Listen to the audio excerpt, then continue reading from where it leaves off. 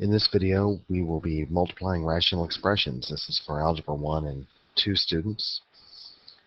And we'll be looking at worksheet 12-2, and you'll do problems 1 through 16. In this video, I'm going to go through the odd problems. And as I work these out, I'd like you to work along with me on your papers. Don't just watch this and then expect to be able to do it. Have the worksheet out to where you can follow along with me. As we go through the odd problems on this page, so we'll be covering half of the worksheet here, I want you to watch and just see the technique in which to work these problems. This is actually very similar to what we already worked on the last assignment. So I'm going to get my pen tool here. You're still looking for matching pairs on the top and bottom. Remember, anything that is the same on top as the bottom, you can start canceling some things out. Let me show you what I mean when I say that. Right here, I've got b to the second power in the denominator position. And you've already learned that that means that that's b times b. That's the exponent of a 2. Since I have a b on top and a b on top here, I could actually take a necessary step and multiply the top fractions. If I multiply my numerators together, I would get 2a to the second power, and I have b times b, so that'd be b to the second power. But if I do the same thing to my denominator, I'm going to put them in alphabetical order. I have an a on the bottom, followed by a b to the second power, and I have a c over here also.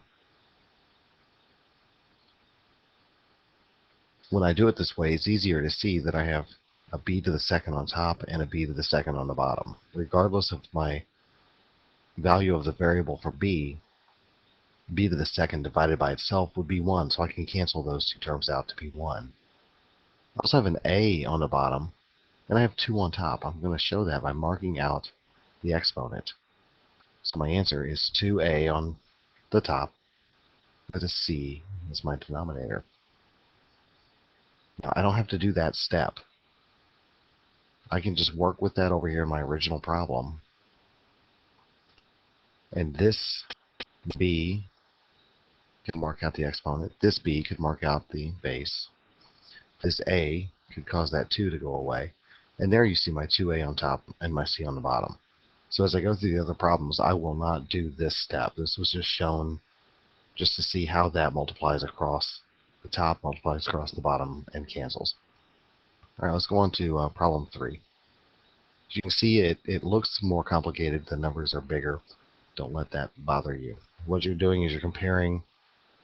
We've got 24, 12, 36, and 8. So we have a common thread here. We have 12. It goes into a couple things. It'll probably break down further. We also have a number of s's on top compared to a number of s's on bottom. First off, let me get rid of what just appears to be the most obvious to me. I have a 12 compared to a 36. Well, 12 divided by 12 is 1. 36 divided by 12 is 3. So I'm going to take care of that problem first. I can also cancel across diagonally. So I can cancel out diagonally or up and down. And I'm going to do a factor of 3 diagonally. 3 divided by 3 is 1. 24 divided by 3 is 8. As I follow that through, I see I have an 8 on top and bottom, so those can cancel as well. So all of my coefficients cancel to 1. So now it's a tug of war, top versus bottom, for the number of s's and the number of t's. I have an s here. There's one s. With 3 more s's here, so I have a total of 4 s's. So I'll put s to the 4th in a step. Now how many t's do I have? I have 2 here times 2 more. That means I have 4 t's on top. Underneath, I have 4 s's on the left-hand term and 2 more here. So that's s to the 6th power. And how many t's? I have 3 here and 1 here. That's not right. Let me get rid of that and write a t. And I should have 4 here. Now when I write that next step, it just makes it easier. This gets a little jumbled up since it's all spread out. T to the 4th divided by t to the 4th will cancel out to 1. Now, I have 4 s's here And I can take 4 s's out of this one, leaving me with an exponent of 2, leaving me with s to the second power in the denominator position. On top, since everything canceled, that means there's a 1 there. There's actually 1s that go here. I don't customarily put them just because it clutters up the work a little more. Another way to write that would be s to the negative second power. But this is not normally something you would do. You want to leave positive exponents in your answer in most cases. And we will stop there on number 3. Problem 5. I want to give you a little reminder, and you're going to hear me say it a lot, and you're going to make these mistakes as you get more and more accustomed to doing these problems. But factor first. Make sure you always factor out your greatest common factors. So between 12 and 18, there's a common factor of a 6. It's going to be 2m minus 3 in parentheses. And between 8 and 12, I'm going to have a factor of a 4, which will leave me 2m minus 3. That works out conveniently on purpose. So I can cancel out diagonally or up and down. 2m minus 3's can cancel out.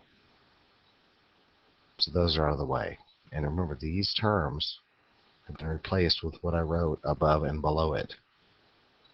I'm going to go with what's obvious first. I'm going to go diagonally between 9 and 18 here. 9 goes in 18 twice. That's just going to be a 1. I'm not going to put a 1 there. It's just going to clutter it. I have an n here that can cancel this exponent. But I'm going to circle that in. I don't want to forget it's there.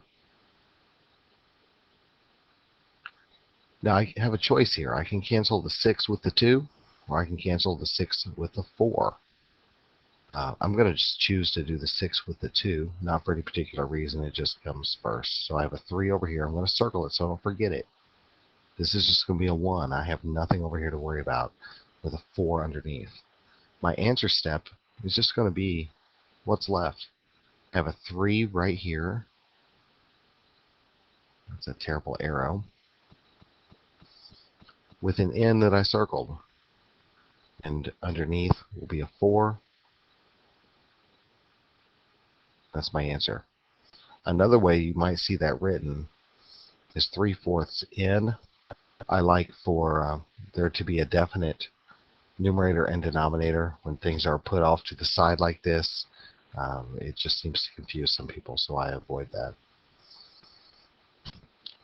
All right, number 7. Now you're dealing with something where you have to factor a little bit. And when you see this x squared minus 4 in the lower right-hand corner, that is a difference of 2 squares problem. So we're going to need to factor that into 2 binomials first.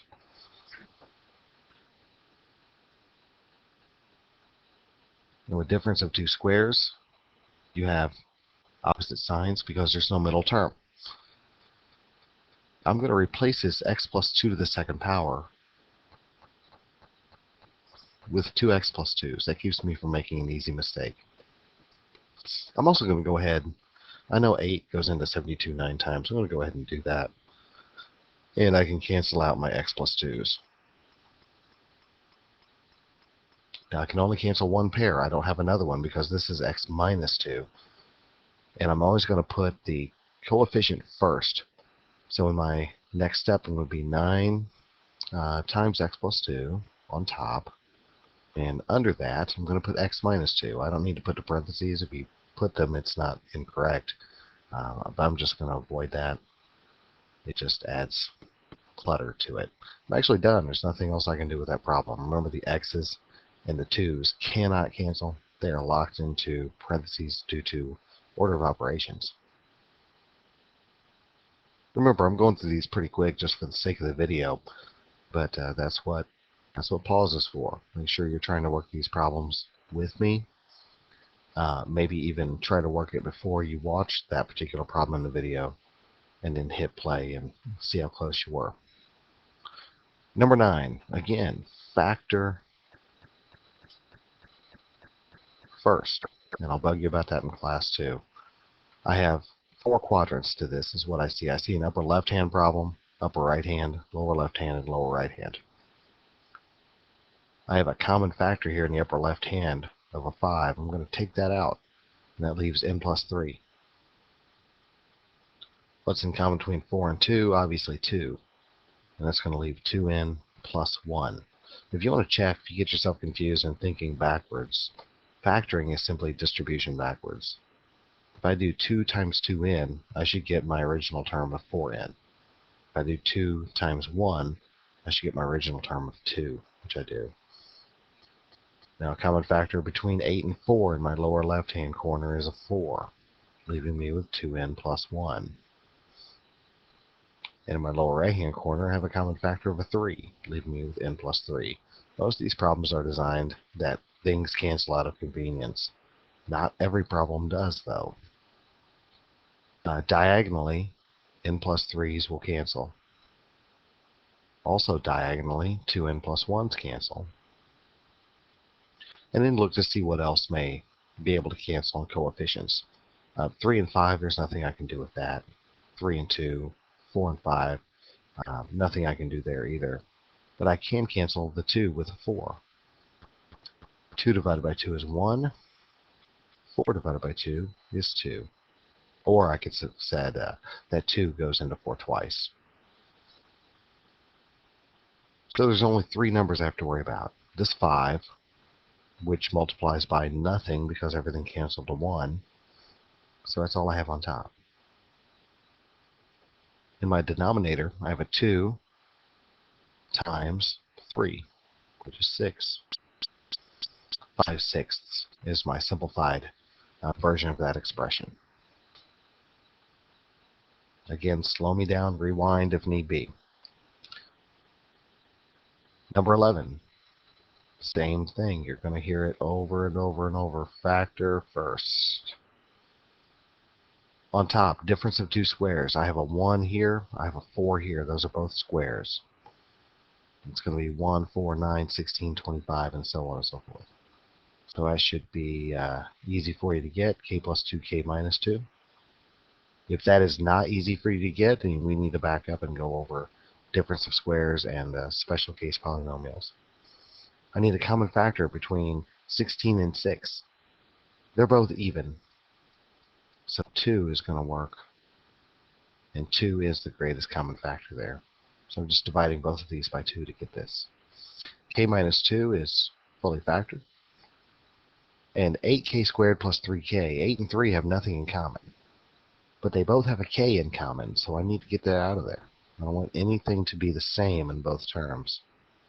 So that's 8k plus 3, and you notice that that's going to cancel diagonally. As you work these problems, you get hints along the way. The k minus 2's will also cancel diagonally.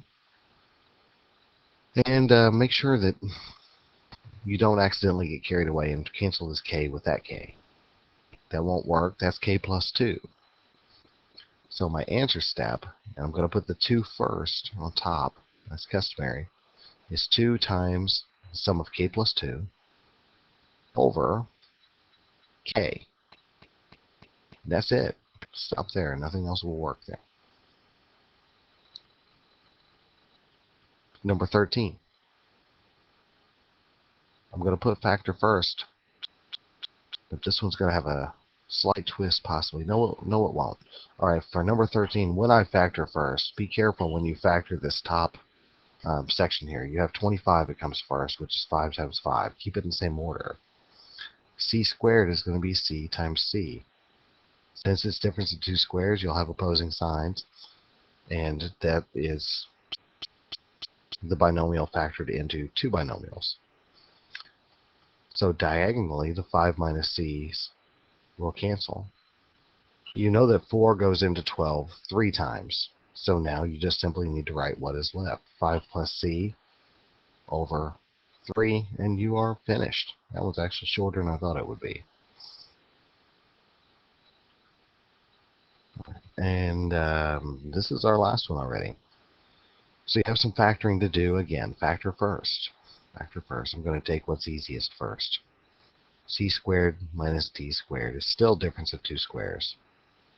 C times c, d times d, and your signs are different.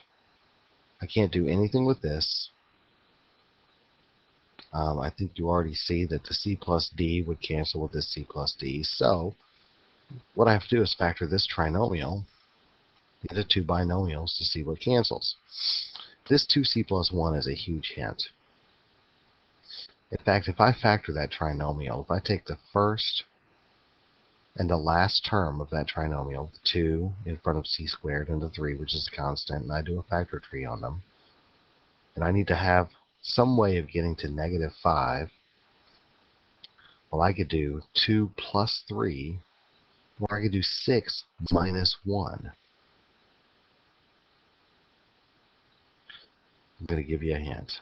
If I put the 2c plus 1 in there and see what happens, I need to do 2c times c to get me 2c squared. I need to do 1 times a negative 3 to get a negative 3 as my end term. So all I have to do is check my last, or check my middle term. I would have a positive 1c being compared to a negative 6c as my inner and outer terms, which would give me a negative 5c. So this factoring works out fine. The 2c's plus 1 will cancel. And now what I have is I don't have any denominators whatsoever. I have a c minus 3 times a c minus d, and that's what your answer will be. C minus 3 times c minus d. Don't multiply that back out. Your goal is to factor fully the expression you're given. If you work that back out, you're going to get a really strange answer that's all spread out, and it will not be fully factored. So stop there. Now, in your original worksheet, let's see where is that? Here we are. In your original worksheet, you have several problems that are very similar to what I just showed you.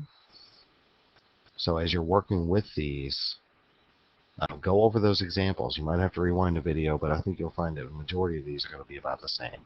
And as always, if you have questions in class, then we'll be covering those individually or as a group. All right. Well, I hope this helps you out, and good luck with your work.